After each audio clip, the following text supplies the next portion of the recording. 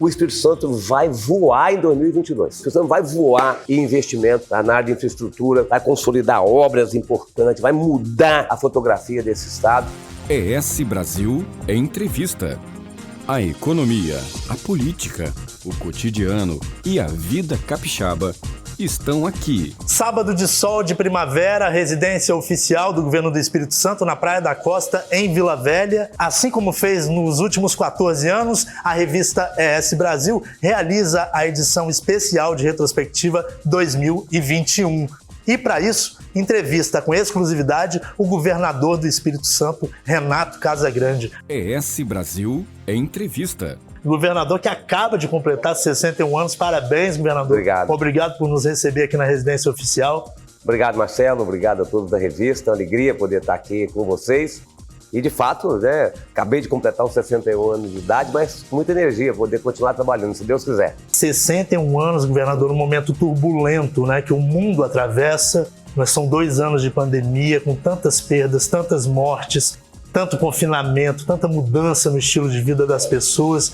Como é que o homem Renato Casagrande avalia? Como é que o homem Renato Casagrande se vê hoje, aos 61 anos, diante de uma pandemia, de uma situação tão lamentável como essa? Bem, neste episódio, nesse momento, a gente foi fazendo o caminho caminhando. Nós não tínhamos caminho preparado, a gente não tinha uma experiência para que a gente pudesse ter como referência e como fazer no enfrentamento da pandemia. Então a gente foi caminhando e fazendo o caminho. A nossa caminhada é que fez o caminho nesse tempo e jamais imaginar que fosse enfrentar essas dificuldades que a gente enfrentou. Então são quase 2 anos mesmo, assim, de uma necessidade muito grande da gente dialogar muito com a sociedade capixaba. Nós dialogamos muito com todas as entidades empresariais, entidades da sociedade, com lideranças das igrejas, pastores, padres. Dialogamos muito porque eu, num culto meu de aniversário, recebi uma mensagem de que nós temos na nossa vida a sabedoria divina e a sabedoria humana. A sabedoria humana quase sempre nos leva a tomar as decisões mais fáceis, E a sabedoria divina, a gente tem que tomar a decisão certa, E a decisão certa pode anunciar mais fácil, tá certo? E neste episódio, acho que as orações todas que eu recebi foram me fazendo seguir o caminho da sabedoria divina, orientado por Deus, de tomar as decisões difíceis, duras, às vezes antipáticas para um grupo de pessoas, mas depois elas se mostraram muito corretas naquilo que a gente estava fazendo, seja nas restrições das atividades econômicas, seja no investimento nos nossos hospitais e não no investimento em hospital de campanha. Então tudo isso foi nos dando a direção do caminho que a gente devia seguir. A gente foi construindo o caminho nesse formato, caminhando, trabalhando no dia a dia, e Deus tem nos dado força e a gente termina o ano, graças ao bom Deus, numa situação melhor. Nós ainda não viramos essa página, vamos ter ainda que continuar fazendo a gestão da pandemia, mas estamos terminando o ano numa situação mais adequada, uma situação melhor, que a gente pode, de alguma maneira, assim, comemorar com uma comemoração contida, porque tem pessoas perdendo vida ainda todos os dias, mas nós chegamos, por exemplo, a ter quase 70% de óbito na média móvel de 14 dias. Agora a gente tem 4,5 óbito, então reduziu muito, mas a gente pede ainda muita atenção das pessoas. Nós estamos aqui sem máscara, porque a gente combinou uma certa distância para estarmos aqui, mas a gente pede ainda que as pessoas continuem usando máscara, as pessoas se vacinem. Vacina salva vidas, a gente tem ameaça de novas variantes, então vacinem, é importante isso para a gente proteger as nossas vidas e a vida dos capixabas. Muito bem lembrado, governador. Além de tudo, além do distanciamento, estamos testados, vacinados, e mantendo o distanciamento social. Agora, o senhor mesmo admite que foram medidas difíceis, decisões difíceis. O senhor chegou a ter medo nesse período? Sim, todo mundo tem medo. Não tem ninguém que não tenha medo, não. A gente tem medo, a gente tem dúvida, A dúvida leva ao medo. Será que aquela decisão está correta, se não está? Mas sempre muito bem orientado pela nossa Secretaria de Saúde, pelo secretário Neves, pela nossa equipe, por profissionais da saúde, cientistas de fora do governo do estado que estavam nos ajudando. Então, a gente teve medo em alguns momentos, tivemos dúvidas em alguns momentos, mas a nossa orientação que recebemos sempre foi a orientação correta. Então nós tomamos decisões duras, tá certo? Imagina assim, se algum governante gosta de pedir para o comércio fechar. Você imagina. Assim, né? Você imagina se algum governante gosta de pedir para a pessoa ficar dentro de casa. Né? Assim, imagina se a gente gosta de pedir um padre, um pastor para manter uma distância ou sugerir a suspensão dos cultos, das missas por um tempo, tá certo? Assim, então, nenhum governante, qualquer que seja a posição política dele, gostaria de tomar uma decisão dessa. Eu me lembro que quando nós, no primeiro momento da pandemia, né, que as pessoas ficaram com muito medo e todos nós sem saber o que era aquilo, aí os trabalhadores do comércio não queriam ir trabalhar com medo, todo mundo se recolheu voluntariamente dentro de casa. Eu falei com uma pessoa que é um empreendedor de shopping e consultando, olha, vamos fechar aí por 15 dias, não sei o quê. Eles até querendo fechar, porque estavam vendo que não tinha movimento. Aí ele falou assim, eu pergunto, por quantos dias, assim, você acha que 15 dias? Assim, eu acho que não, acho que vai ser por muito mais tempo, tá certo? E o primeiro momento foi, de fato, muito mais tempo que o comércio ficou com restrições. Então assim, foram momentos duros, difíceis, tá certo? Mas a gente tomou a decisão sempre de optar por aquilo que era correto, aquilo que era justo. Numa situação dessa, que é uma situação de guerra, né? É um governante governando uma situação de guerra, tá certo? Então nesses momentos, eu já li muitas biografias de presidentes da República governando em época de guerra, né? Da Segunda Guerra Mundial, em guerra civil, Brasil país. Então, você tem que, ao mesmo tempo que você tem que continuar prestando serviço de outras áreas, você tem que cuidar da guerra, né? Nós também tivemos que cuidar da pandemia, não esquecendo as outras coisas. Então, mas a gente tomou as decisões certas, se eram antipáticas ou simpáticas, a gente não estava olhando por esse lado, nós estávamos olhando aquilo que era justo para tomar a decisão, e é isso que a gente fez. Só para pontuar, qual foi o momento que o senhor teve mais medo?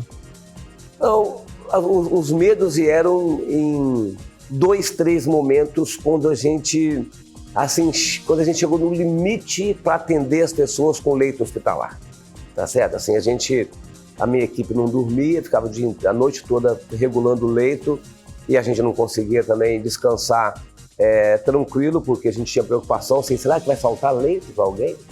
Né? Assim, a pior cena que eu vi nessa pandemia são pessoas sentadas ou deitadas na frente de um ponto de socorro, esperando um leito e morrendo por falta de oxigênio, porque a pandemia, o vírus tira o oxigênio das pessoas morrendo sem ter um respirador, sem ter um leito, tá certo? Então os medos vieram na hora em que a gente corria risco de não ter leito para todos. Estes foram os momentos de maior medo, preocupação e angústia que nós vivenciamos nesse período. Graças ao bom Deus, tá certo?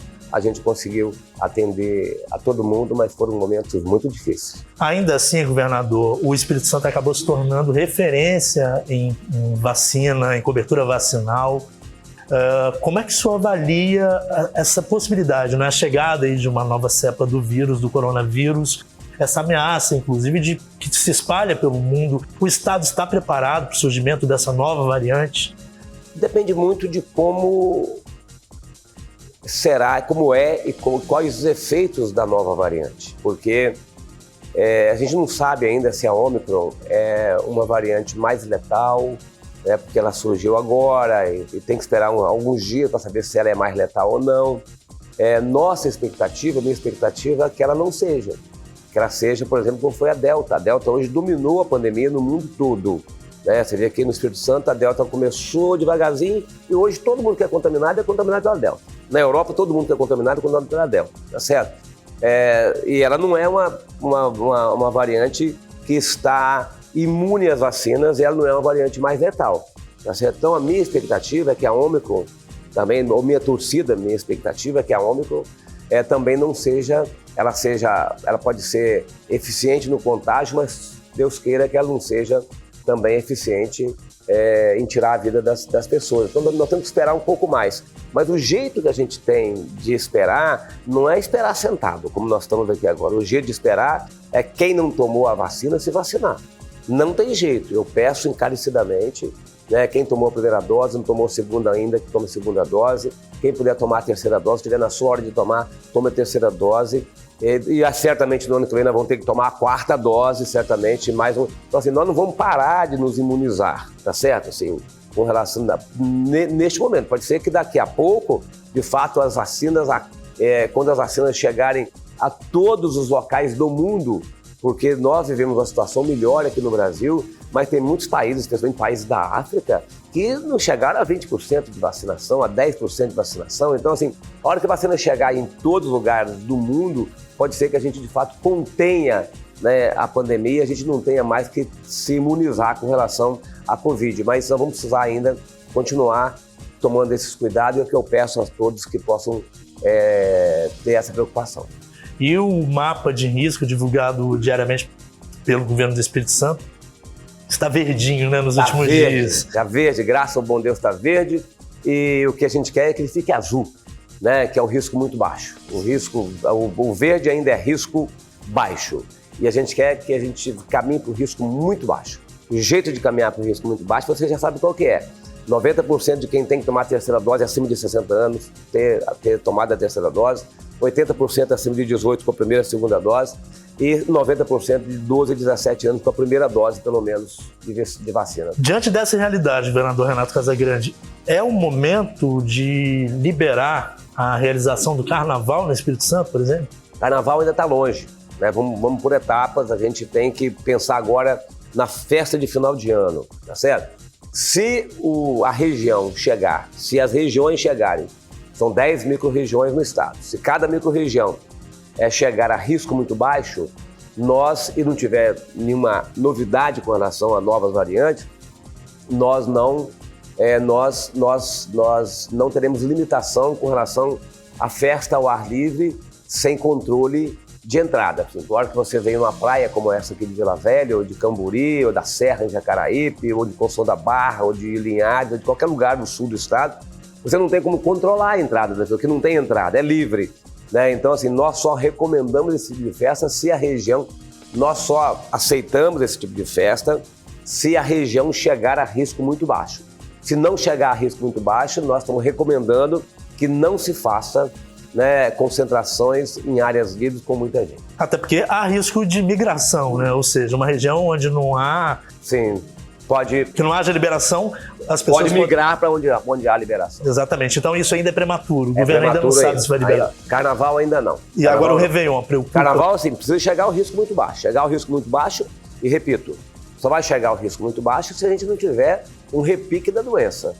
Né? Porque se chegar uma nova variante, contagiando mais pessoas, internando mais pessoas, os municípios saem de risco baixo para risco moderado, tá certo? Então, vai para o amarelo, cor amarela. Aí você não tem como, aí você tem que, de novo, começar a usar a matriz de risco para as medidas qualificadas. Mas nossa expectativa é que a gente vai migrar para risco muito baixo e que nós poderemos, sim, realizar a festa. O desfile das escolas também ainda não se sabe? Não se sabe, mas assim, temos expectativa que realizaremos. Grande Vitória chegando a risco muito baixo, que eu acho que chega em janeiro, tem que chegar a risco muito baixo, tá certo? Chegando a risco muito baixo, as pessoas vacinadas poderão desfilar nas escolas de samba e as pessoas vacinadas poderão adentrar no Sambão do Povo. De saúde pública para a economia, governador, o que aconteceu com os preços dos combustíveis, do gás, o combustível a preço exorbitante, como controlar isso, onde é que está faltando, qual o caminho para que isso não pese tanto no bolso do brasileiro e também, obviamente, do capixaba? O preço dos combustíveis, eles ficaram na situação que estão pela política de paridade internacional dos preços de petróleo, tá certo? Como nós tivemos uma crise na área do petróleo, né, no início da pandemia, e depois o aumento do consumo, e os países produtores de petróleo passaram a controlar a produção de petróleo para poder elevar o preço, isso aumentou o barril de petróleo, é uma commodity e ela tem preços padronizados no mundo todo. E no Brasil, com a instabilidade política e com a política de paridade internacional, os preços, então, no Brasil foram acompanhando os preços internacionais. Como nós temos muita instabilidade, na instabilidade o dólar aumenta e o real diminui de valor, tá certo? Aí se o dólar aumenta e você já encontra um preço alto internacionalmente, então o consumidor acaba pagando. Muita gente debate a questão reduz do ICMS. Nós já temos 4 meses que nós não atualizamos o preço médio de combustível, porque o governo tem autorização por lei de fazer de 15 em 15 dias uma atualização de preço médio e cobrar o ICMS em cima do preço médio. E nós já temos também mais de 20 anos com a alíquota de ICMS da gasolina e do óleo diesel e do gás de cozinha, a mesma alíquota. Então, em 2010, por exemplo, o combustível custava R$2, o preço da gasolina, e o ICMS era o mesmo, não mudou nada.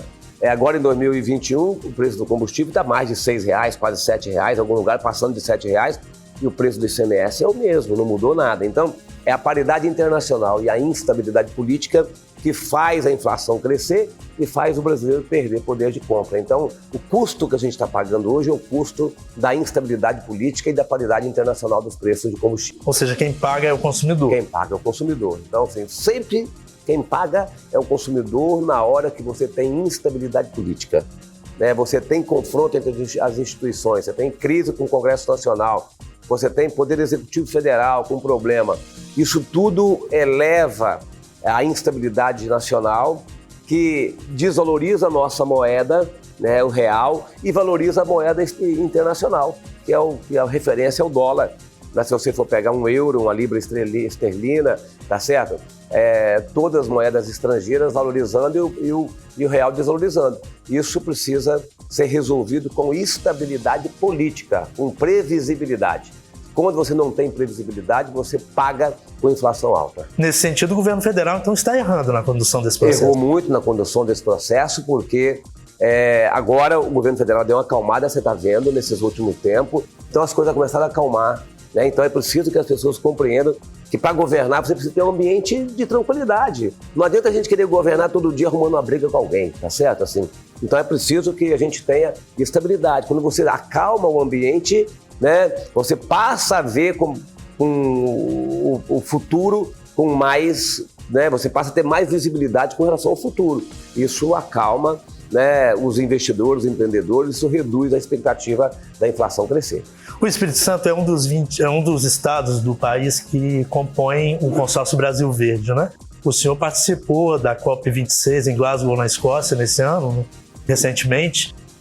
Eu gostaria de que o senhor esclarecesse de que forma o consórcio pode atuar em prol de políticas ambientais no país, inclusive em relação ao que faz ou o que deixa de fazer o governo federal.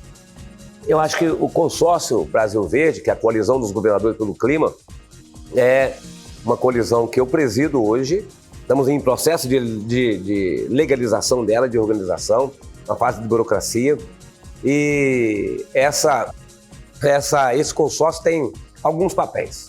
O primeiro papel nosso é para dentro dos nossos estados. Não adianta eu ir para um fórum internacional em Glasgow, ir para um fórum nacional debater mudanças climáticas, se eu não dou exemplo dentro do meu estado. Então eu sou governador, eu tenho que ajudar o Brasil a alcançar as suas metas de redução das emissões dos gases de efeito estufa. Para quem não acompanha muito, assim, tem alguns gases que provocam esse efeito estufa, o aquecimento da Terra.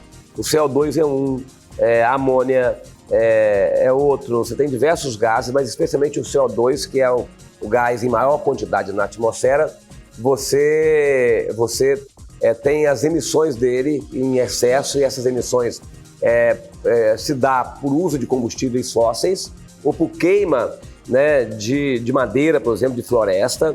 Na hora que você avança no desmatamento, você queima, e você então, na hora que você queima a matéria orgânica, isso emite gases de efeito estufa. Então, assim, o Brasil assumiu metas de neutralidade de carbono. O que é neutralidade de carbono? A quantidade de gases de efeito estufa que você emite é a mesma quantidade que você captura. E como é que você captura um gás de efeito estufa? Com reflorestamento, por exemplo. Com substituição de combustível fóssil. Você tira por combustível, por energia renovável. Você deixa de usar um motor a óleo diesel, por exemplo, para usar um motor elétrico. Isso você deixa de emitir gases de efeito estufa. Então, Nós temos que aqui nos nossos estados, e a primeira tarefa do consórcio é essa, é que a gente tenha os nossos planos estaduais de neutralidade de carbono. E meio ambiente é um assunto que o senhor domina, né? Que além de bacharel em Direito, o senhor é engenheiro florestal. Eu sempre trabalhei nessa área, graças a Deus, né? Seja vinculada ao meio ambiente, à agricultura, à sustentabilidade.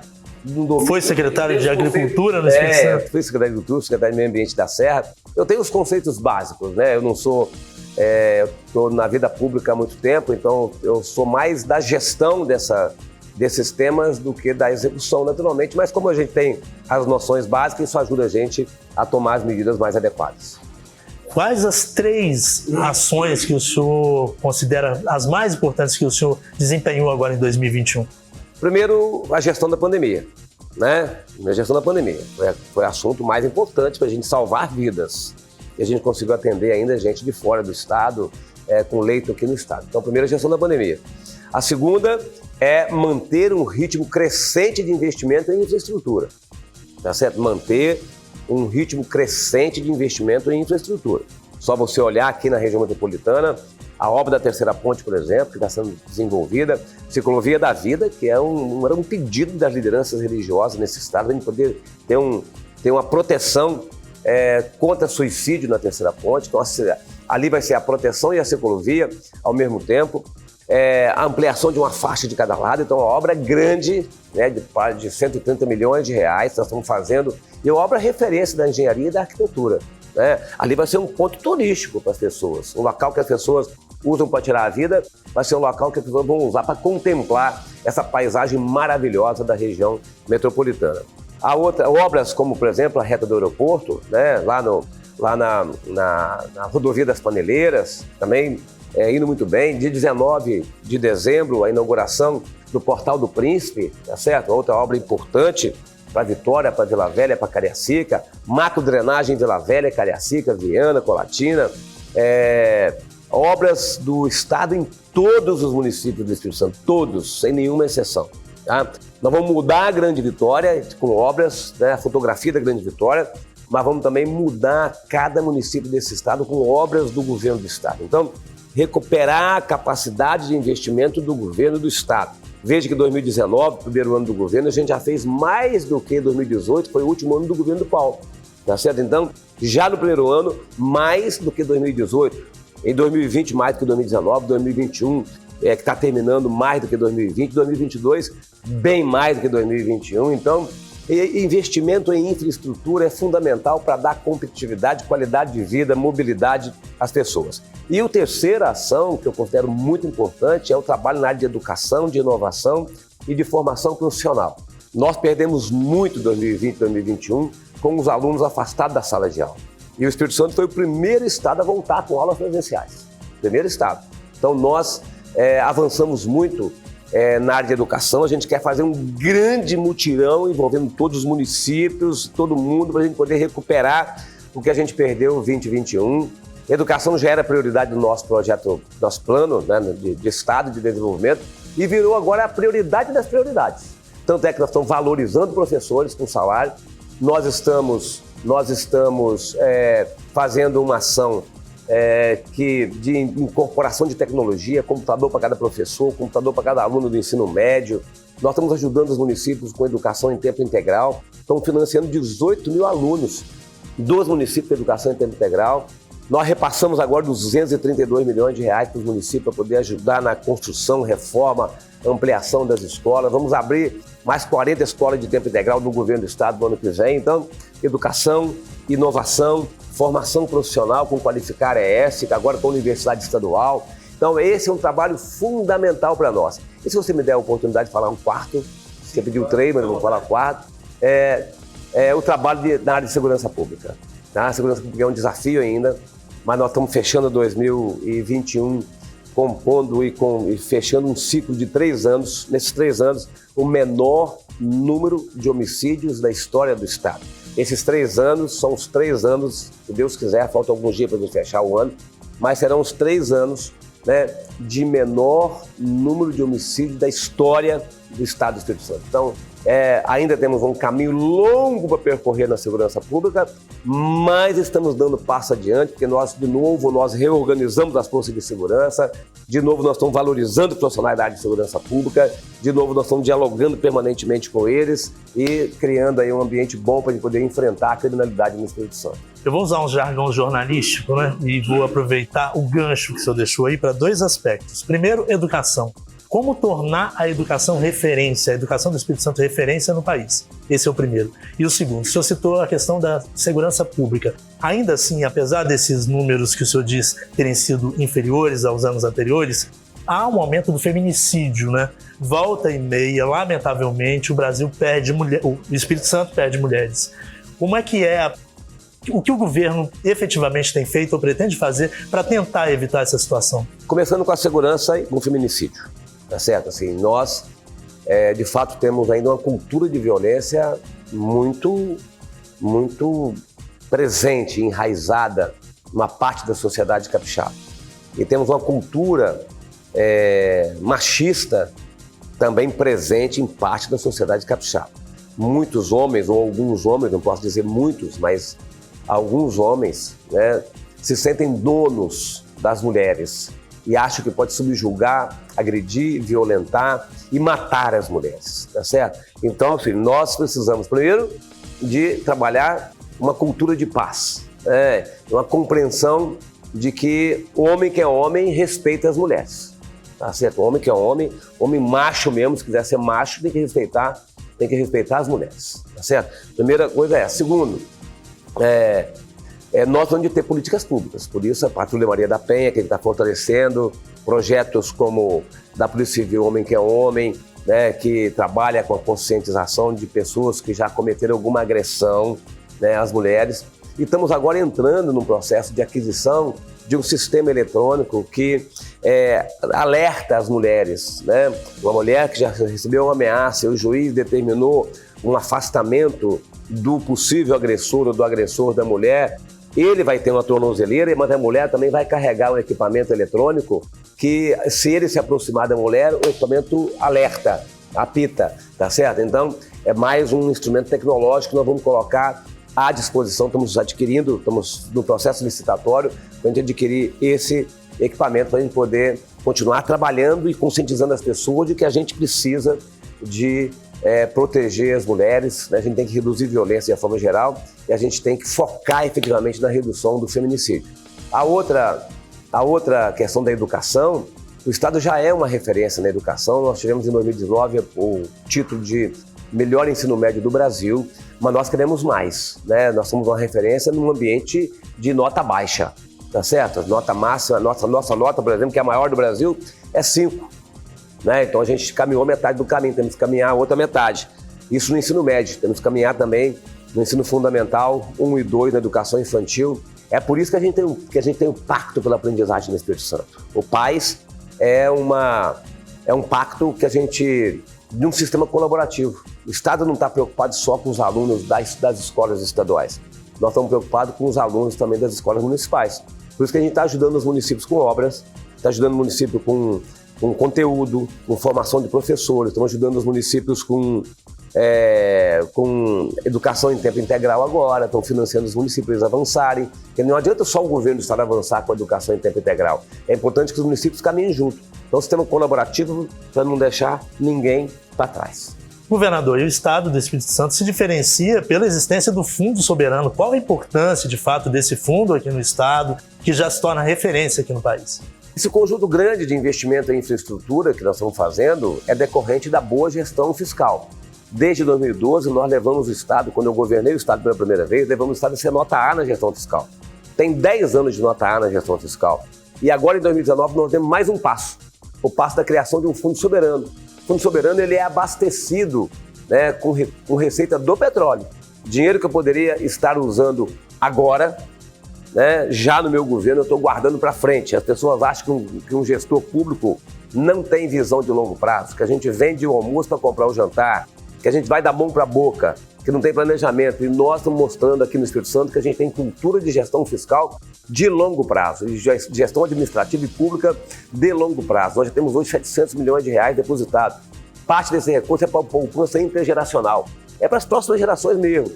E parte desse recurso nós já selecionamos uma empresa gestora de fundo, né, de risco, de alto risco, para poder usar esse fundo para poder atrair empreendimentos para cá ou potencializar empreendimentos que estão aqui no estado do Espírito Santo. Então, o empreendedor, o cidadão capixaba, olha para o governo, vê que ele tem nota A na gestão fiscal, vê que ele tem um fundo soberano com a receita do petróleo. Isso dá segurança para as pessoas viverem aqui. Isso dá segurança para as pessoas empreenderem aqui no estado do Espírito Santo. Então, essa boa gestão fiscal, a criação do fundo soberano, é o único estado do Brasil que tem um fundo soberano. Então, esse estado é um estado pequeno, mas é um estado que é valente nas ações que tem realizado. Está sempre muito feliz, né, com esses resultados. Sucessão presidencial, como é que você avalia esse cenário em Brasília agora em 2022?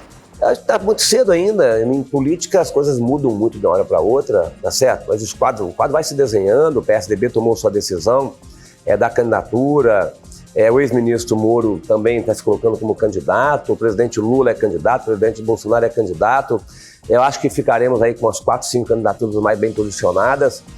Não é fácil romper a polarização, né, nacional, é difícil porque o presidente Lula tem uma lembrança boa de uma parte da sociedade do governo dele, e o presidente Bolsonaro tem um núcleo de apoio a ele também muito forte. Então não é fácil romper essa polarização. Eu acho que a candidatura do presidente Moro pode ser uma ameaça à candidatura do presidente Jair Bolsonaro, tá certo? Vamos observar um pouco mais.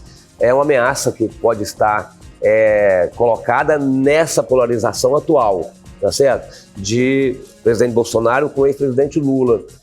O presidente Moro, vamos ver se ele tem energia para continuar crescendo, mas ele já se posiciona acima de 2 dígitos, né? Acima de 10% de voto. Então, é um candidato que as pessoas daqui a pouquinho verem que ele disputa melhor a eleição contra o presidente Lula, pode ser que migre voto do presidente Bolsonaro para o presidente Moro. Então, assim, nós estamos distantes ainda das definições finais, temos 6 meses pela frente, é bom a gente ir observando e acompanhando. Mas dentro desse atual cenário, dessa conjuntura, hoje, se o senhor tivesse que ir ao palanque, o senhor iria ao palanque de quem? Subiria ao palanque de quem? Não, ainda não estou me posicionando, porque se eu me posicionar agora, eu não sei qual vai ser a minha posição mesmo lá na frente, eu não sei qual é a posição do PSB, ainda meu partido, eu já começo a trazer para o presente um problema do futuro.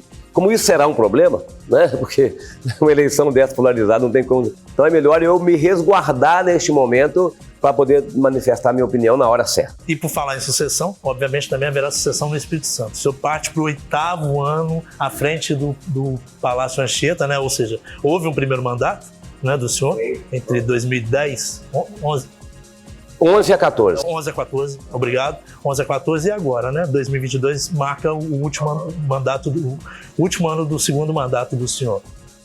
O senhor tem cumprido uma agenda extensa. Praticamente todos os dias o senhor inaugura obras, não é? O senhor visita o interior do estado com muita frequência. É um governador que não é um governador de gabinete. Não é? Eu acompanho, inclusive, a agenda do senhor e percebo que o senhor não é um governador de gabinete, o senhor não fica parado. Não é? O senhor sempre está em movimento. Além disso, as pesquisas apontam o senhor como um futuro governador, o governador reeleito do Espírito Santo. Isso quer dizer o quê? Essa pré-campanha, de certo modo, é que o senhor vem como candidato em 2022. Ainda não sei. Sinceramente, não sei. A política está muito instável, né? Você vê a intolerância, a impaciência, o nível de exigência que a gente enfrenta neste momento na política. O Espírito Santo precisa agora de um governador, não de um candidato a governador. Então eu vou passar a partir de janeiro, do início do ano que vem, a conversar com liderança, a consultar lideranças. Então eu ainda não tomei a decisão se vou disputar a eleição ou não. Mas eu já tomei a decisão que eu vou liderar o projeto. Vou liderar o projeto, até porque o projeto que eu lidero hoje, eu sou governador, mas eu posso liderar um projeto com outro candidato a governador. Tá? Não é só com a minha candidatura ao governo. Mas eu acho importante que um projeto político tenha sequência. Tenha sequência. Com o mesmo governador ou com um governador diferente. Tá certo? Porque, veja bem, vou pegar a segurança pública, como é importante a gente ter sequência em projeto político. Se nós tivermos mais 5 anos, né, de investimento em segurança pública, daqui a 5 anos, eu tenho certeza que nós estaremos entre os 5 estados menos violentos do Brasil. Porque segurança, tudo exige continuidade, segurança pública exige continuidade. Então, eu vou liderar um projeto. Se você é candidato a governador ou não, vou decidir no mês de maio, mês de junho, né, para a gente poder tomar uma decisão definitiva, depois de a gente conversar com os partidos que fazem parte da nossa aliança, com as lideranças da sociedade. Mas é fundamental que a gente tenha sequência. Então, vou liderar porque eu acho fundamental que o Espírito Santo feche um ciclo de continuidade de ação. Que eu governei, vou governar os 8 anos, mas eu não governei 8 anos. O projeto que eu lidero não governou 8 anos seguidos. O projeto que eu lidero governou 4, teve uma interrupção e governou mais 4. Tá certo? E teve uma interrupção mesmo, porque teve redução de investimento em infraestrutura, teve descontinuidade na área de segurança pública, por exemplo. Então, assim, é bom que a gente tenha um projeto político governando 8 anos, tá certo? Para a gente poder, de fato, consolidar resultados importantes, especialmente na área de segurança pública e na área de educação. Quando o senhor fala isso, então, o senhor quer dizer que o antecessor do senhor errou? O Paulo fez, falando assim abertamente, fez coisas boas, como no terceiro mandato dele, mas ele teve um problema na área de segurança pública grave. Tá certo? Grave. E ele teve um problema porque não deu sequência aos investimentos em infraestrutura. Então, assim, teve coisas boas, tivemos coisas boas. A gente tem que reconhecer que quem faz as coisas no Estado não é um governador só, não só eu, não é só o Paulo, né? Outros fizeram também, ajudaram a construir esse Estado. É bom que a gente reconheça isso sempre. Mas citei duas áreas aqui de infraestrutura e de segurança que faltou dar sequência, tá certo, nesse trabalho. Ainda que o senhor não tenha decidido se virar ou não como candidato, o senhor, como pessoalmente, o senhor pretende dar continuidade a esse projeto? Dar continuidade ao projeto. Dar continuidade, mas não é uma continuidade da mesma coisa, assim, mas acho que um projeto se consolida bem com 8 anos, tá certo? Então, eu vou liderar o projeto. Quem vai ser o candidato a governador, eu ainda não sei. A tradicional pergunta, o que o capixaba pode esperar para 2022, governador Renato Casagrande? Olha, muito trabalho, Marcelo, muito trabalho. Trabalho assim, muita dedicação. Você disse assim, que eu não sou governador de gabinete, eu não sou mesmo, assim. Isso não é agora, porque está chegando o final do governo. Isso é desde o primeiro dia do governo, assim, eu gosto de ir aos municípios, conversar com as pessoas.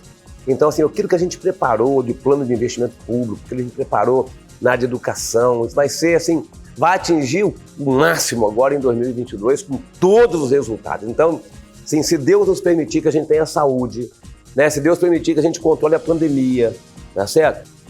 Se a gente tiver o mínimo de tranquilidade na política nacional, na estabilidade do governo federal, tá certo? O Espírito Santo vai voar em 2022. Pode ter certeza disso, o Espírito Santo vai voar em investimento na área de infraestrutura, vai consolidar obras importantes, vai mudar a fotografia desse Estado e nós vamos avançar muito na área social e na área de educação. Pode ter certeza disso, eu peço muito, muito mesmo o apoio da sociedade capixaba para isso. Governador, uma questão religiosa, não é, que é um tanto delicada, mas o Espírito Santo é um Estado laico. Gostaria que o senhor avaliasse a importância do voto evangélico aqui no Estado. Olha, eu tenho assim, uma relação muito boa com as lideranças cristãs, católicas e evangélicas.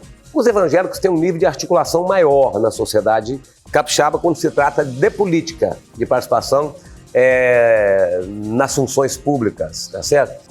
E a população e os representantes das igrejas evangélicas, esse número cresceu muito, né? E não tem nenhum eleitor, seja ele evangélico, católico ou sem religião, que se vincula diretamente ao seu líder de forma sem reflexão, mas o mundo evangélico cresceu muito, debate muito política, né, nos seus ambientes de debate, de discussão, fora do tempo religioso. Então isso para nós ganhou uma importância grande e é hoje uma força ativa na sociedade que exige que qualquer um que governe o Estado ou que queira ter alguma função pública possa sentar e debater as suas posições com eles. Muito obrigado, governador, que acaba de completar 61 anos, a quem parabenizamos. Muito obrigado pela entrevista. Sucesso aí para o senhor nesse 2022, que vai ser o último ano do segundo mandato do senhor aqui no Espírito Santo, à frente do Palácio Anchieta. Obrigado, bom Natal para você, para sua família, bom Natal para todos que estão aqui nos acompanhando, para todos da revista, né, a revista que ganhou espaço no estado do Espírito Santo e fora do estado também. Então, parabéns. Parabéns, Romário. Que Deus possa acompanhar a vida de todos nós no ano de 2022. Obrigado. ES Brasil Entrevista. Quer mais informação qualificada sobre a vida capixaba? Acesse esbrasil.com.br. O Espírito Santo em Revista.